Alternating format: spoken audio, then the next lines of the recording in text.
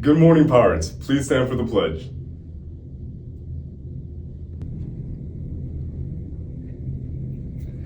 I pledge allegiance to the flag of the United States of America and to the republic for which it stands, one nation, under God, indivisible, with liberty and justice for all. Please remain standing for a moment of reflection.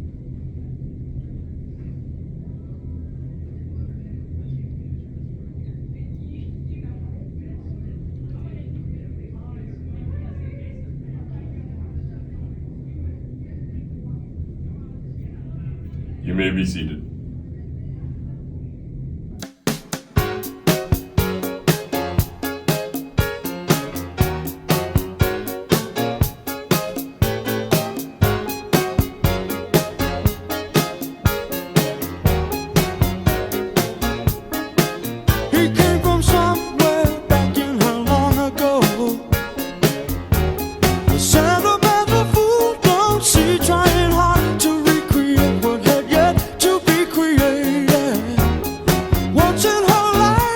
She musters a smile for his nostalgic tale,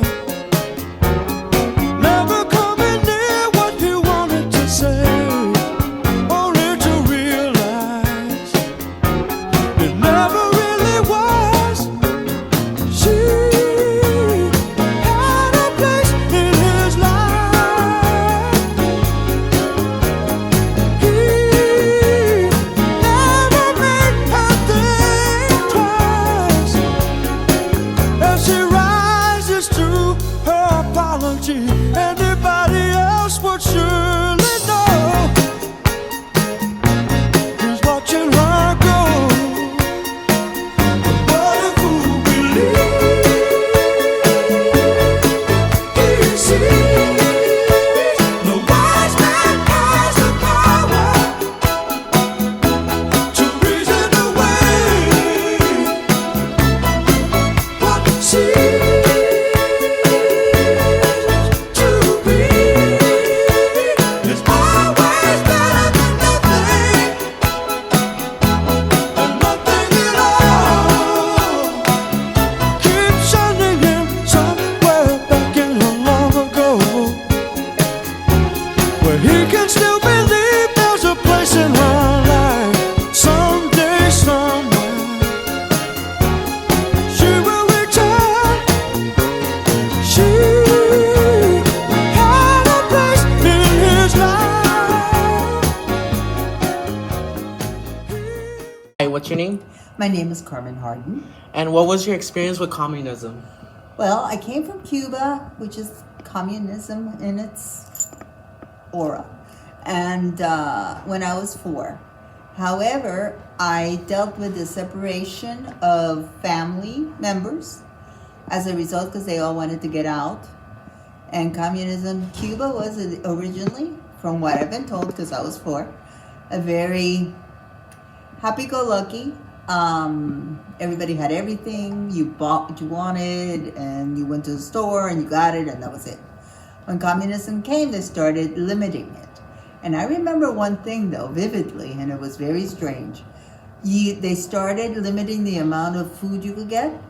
And I remember when I was 4, we went to get chicken, and they were live chickens. And you got 2 per person as long as you grabbed the chicken. And it doesn't matter that I was 4, I was allowed to grab the chickens, and I was afraid of the chickens. And I remember those chickens going, quack, quack, quack, you know? And my aunt told me, don't worry about it. I'll grab the chickens the minute you grab them, but I had to grab them. So that was my experience. And then when we got home, we had, I think it was 4 of us that had gone. There were chickens hanging from the chairs. And that's a vision I cannot remember. And I also remember telling the milicianos, which are the military, when they came to take a survey of what was in the house when we were leaving, because we allegedly left on vacation, but we never went back. And you always hear your parents saying, no, because they're taking everything. And the guys asked me, so how do you like this? And I go, I love it, but you're going to come and take everything away. My mother was livid. She thought I was, that was it. They weren't going to let us out. But, so I have those kind of memories, but they're not a bad memory in the sense of like people who've been there and have suffered, and but there's a lot of family members I never met because they stayed behind. That's my experience with Thank you. Uno, dos, tres. Buenas tardes. La experiencia que yo tuve con el comunismo en relación con el gobierno sandinista de Nicaragua fue muy dura porque mi familia y yo pasamos limitaciones. En la guerra sufrimos mucho, hubo mucha bomba, disparos, tuvimos que tirarnos al piso, controlaban después las comidas, racionaban las porciones por familia. Por ejemplo, daban una libra de carne una vez al mes para toda la familia.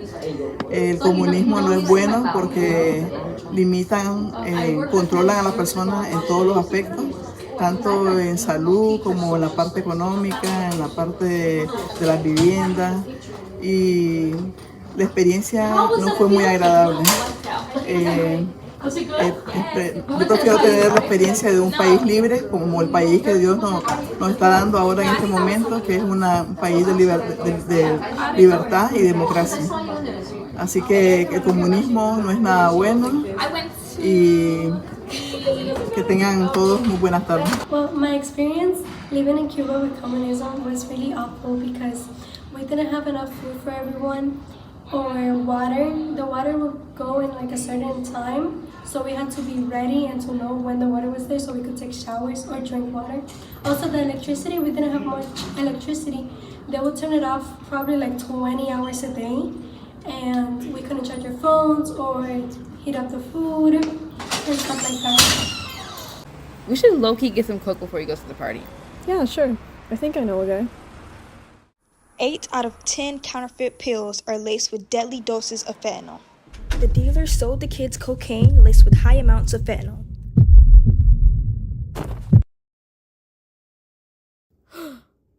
What? In Juniper's case, it resulted in death. Fentanyl will kill you. Don't be added to the kill count.